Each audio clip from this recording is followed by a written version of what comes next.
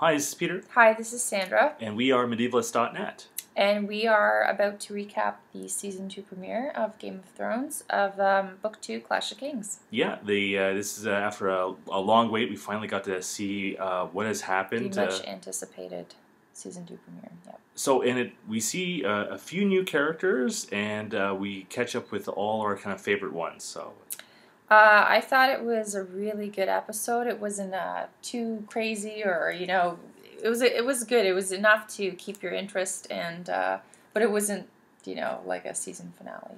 It wasn't boring, but it wasn't over the top. Well, let's start off with Joff. As usual, I hate Joff. I hated him in the books, and Joff and Cersei are just the most despicable people. There's just like no redeeming quality whatsoever, right? I think Joff is coming across as this really maniacal little bastard. You think he is? Yeah, he is. Which is he is a maniacal little bastard, and he's crazy too. And of course, and he seems to be just. He's like, he does nothing. He's basically there as this figurehead. Only in his own mind does he think he's a ruler. So, what's really crazy, and this is like jumping way ahead towards the end of the thing, of the show, is that Joff is so full of himself that he threatens to kill his mother. Yeah. That scene where he's like, "Oh, I wonder, how many bastards my father had running around the city." Mm-hmm. And, rightfully so, like, Cersei gets upset because he's talking to his mother. To his mother, like, she, like a piece of trash. So she, like, clocks him one. Oh, the one moment where I really loved her is when she cuffed him right in the face. I was like, yeah. Anyway, she cuffs him for being so rude and saying these things. And then he's like, what you did, because everybody turns around in the throne room and sees it, and then they go back to work. He's like, is punishable by death. And it's like this long pause. Yeah. And he's like, okay, I'm done with you, mother. Thanks. Is she really worried that Joff could... Joff would. But he could execute her? Or would people listen to him? He could. He could very well have her seized and executed. And that's the psychotic thing. It's like, she's protecting a boy who is so full of himself and doesn't know what he's doing that he would actually, have his mother killed for, scolding him. Like, nobody can touch him. He's untouchable now. Like, we've seen that first scene where, he kills this kind of foolish he's about to, and ends like, oh, I'm just gonna torture this guy by and he is this meanwhile he's not involved in the war, so which is really funny. No, it's funny. When Tyrion shows up. God bless Tyrion. He comes in and just calls him out entirely. He just kind of tells him, you know what? So, didn't see you on the battlefield. How you doing? And he just kind of just gently insults him to the point where it's just a little bit, everybody gets he's being completely insulted, but, he just very sarcastic, manages to do it in a way that Joff isn't clever enough to pick up on and fight back. And then my other favorite scene with Tyrion is where he goes in and he basically makes Cersei look like a tool. Yeah, like he goes in just totally. He goes in and talks to Cersei, and tells her, well, it eventually winds up, you're the disappointing child now. Yeah, like you totally screwed up. Because she did. She lost the area. She had Ned Stark killed, and that was ridiculous. Oh, well, I tried to stop him, and you failed. Yeah, but you didn't. That was an epic fail. Now everybody hates us. And he's right. You know what? Tyrion might be a dwarf, but he's got his pulse on people. He knows what people are about, and Cersei's just about lost everybody, and now everybody's trying to kill them because of her stupidity and allowing Joff to kind of get carried away and run away with himself. Also, I have to say then the next thing, talking about Daenerys and the dragons. Danny's got the and I usually hate CGI, but I thought the CGI dragons were really well done. I was like, whoa, because sometimes you see CGI stuff and it's like really cheesy and really and I thought it was really great. It looked very natural, and it's just, someone on little dragon on the shoulder, like a bit like a little parrot or something like that. Just kind of background. It was her role was quiet, and of course all of them see this comet in the sky. Yeah. In the north, she sees it.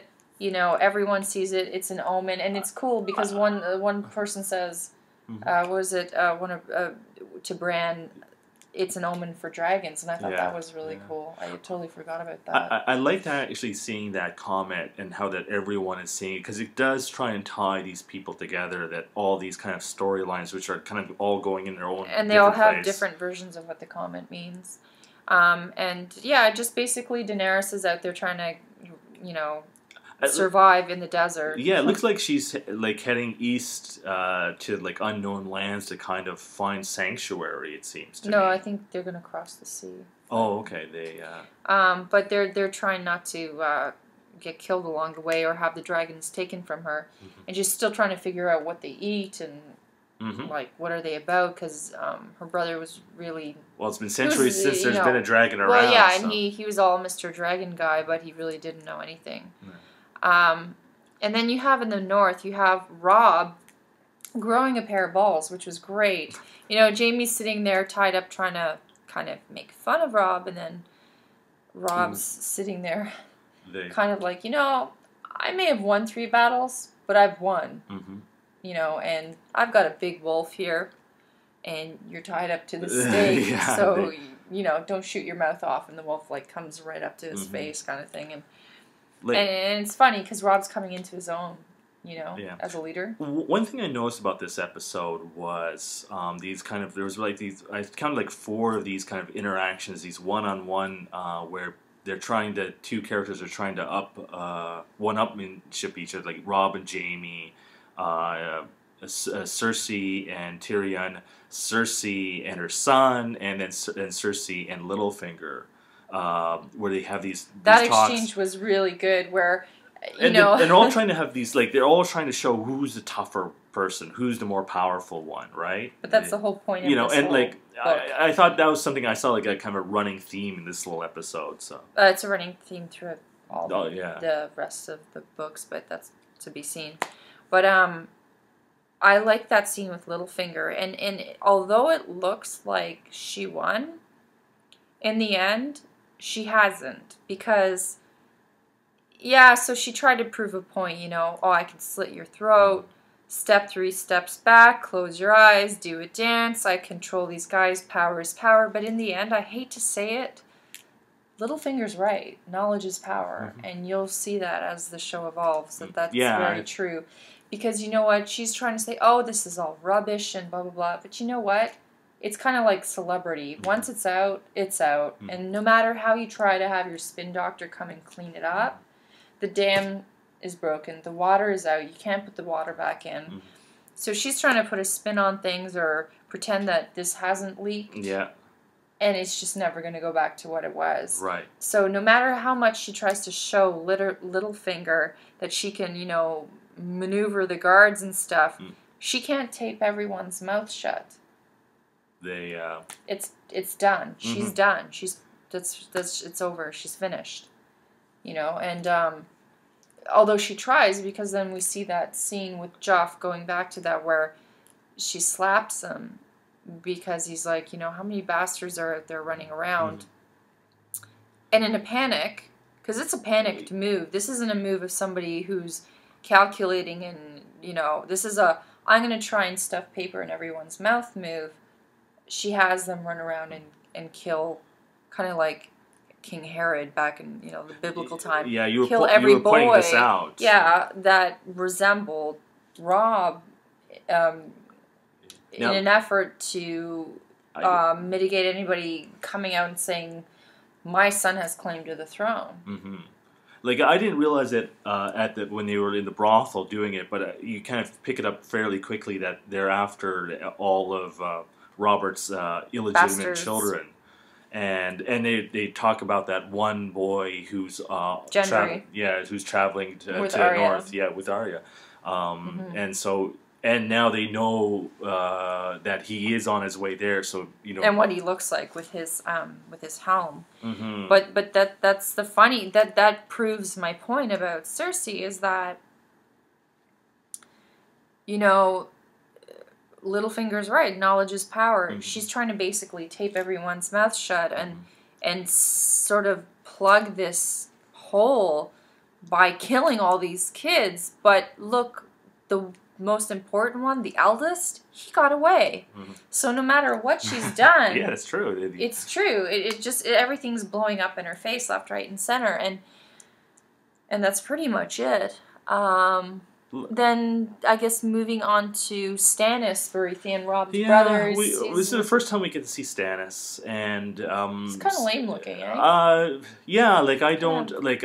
My image from this guy is that he's not very kingly, which is kind of the point. Well, he's just this kind of gruff warrior type guy who's got some honor and stuff like that. But I liked, the basic scene that we kind of saw him in is where he's dictating this letter and he's making all changes for I never loved my brother, so he's not my beloved brother. He's trying to be honest, and he's an honest guy, and he's not so much a bad person, but he's got the red woman, Melisandre. Now she doesn't get named in this, so you know this from the book, right? Yeah, but she will get named, so it's not like I'm really revealing anything. Yeah. You guys are she's gonna be named probably in the next episode, anyways. And she's kind of like a fanatic with this new religion, so Stannis looks like he's converted and everything. And I thought one of the best lines actually was from one of his retainers says to another knight, "Loyal service means hard truths." Mm-hmm. And I thought that was awesome because it's true. He's kind of like, what are you doing? You're turning your back on everything you've ever known and running after this, newfangled new religion. New religion because you think it's gonna, it doesn't end well for him. But I thought that was a really poignant line, like maybe even foreshadowing things, They so far, like I'm not like he's still. This Stannis is not like a character I'm too interested in yet, like this kind of scenes. But it is only because he's not an interesting character. It is only because they're also just introducing him now. Right. So and like meanwhile, like you still like Jon Snow gets I'm interested in his character, what he's doing. Speaking of the North, they're out there looking for Benjen, and then they come across they start mentioning Mance Rayder and him building armies in the North. And that every village that they've come to is abandoned because now the North is mustering an army north of the Wall. So they have even more problems on their hands. And it's a very brief point. So, Bran also has a very brief role where you see him trying to handle the Bannermen coming and complaining to him, and this is wrong and that is wrong. And well, my father died and you kind of owe him service and all this kind of thing. But they're just really minor parts. But it helps flesh everything out. There's a lot of lessons about leadership, I think, in this. Like, there are people talking about, with Bran, with Jon getting, if you want to be a leader, you learn to follow, Yeah, because, Jon's upset by what was going on in there with the incest and everything, with that guy screwing his daughters and marrying them and all this. But the thing is, there's a point where as much as he doesn't like it, he can't really cause a fracas every time he gets indignant about something. So he's learning from the Lord Commander. So like in that, and so I found like a lot of that's kind of how to be a leader, how to follow words, and that's that's a great little part about this kind of show. Like it shows you all the different ways that people rule, right? And we have apparently and 4 rulers right now. They're all young rulers too, so I thought it was really good. I enjoyed it, and I hope you guys enjoyed it, and you enjoyed our little sort of brief One last thing, Tyrion had lots of great lines again. Tyrion always has the best lines. Let's come clean now, folks. He just hands down. And he just puts it out. He does it out so well. Like if it was a different character, you might not believe it, but he comes off so nice. Yeah, Peter Dinklage, he's awesome. So tune in with us next week. Yeah, we'll be back with another review, and you can catch all our reviews from Season 1 and other news about the show on our website, medievalist.net. Thank you.